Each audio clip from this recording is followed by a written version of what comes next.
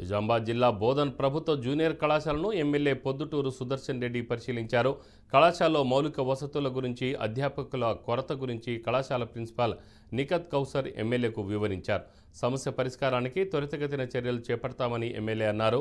మౌలిక వసతులపై అధికారులను ఆదేశిస్తూ చర్యలు చేపట్టాలన్నారు. 78 స్ట్రెంత్ ఉంది. జనరల్గా ఇంత మంచి స్ట్రెంత్ ఎక్కడ ఉన్నది కాబట్టి ఇక్కడ 3 టీచర్స్ లెక్చరర్స్ అడుగుతూ ఉన్నారు, పెండింగ్ ఉన్నదని చెప్తా ఉన్నారు. తప్పనిసరిగా నేను ఆ సెక్రటరీకి లెటర్ రాసి ప్రయత్నం చేద్దాం తీసుకునేటట్టు. అదేవిధంగా సమస్యలు చెప్తా ఉన్నారు.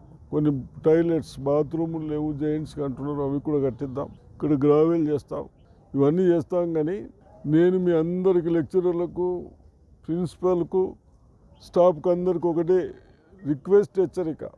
స్ట్రెంత్, పాస్, మెరిట్ ఓనా మేరకు అది కావాలి. 10కు 10 వస్తాయి కదా, 10కు 10 98 9.5 రా బాపు. 10/10 10/10 ఎన్ని వచ్చినాయి మీ కాలేజీలో అది చెప్పు నాకు.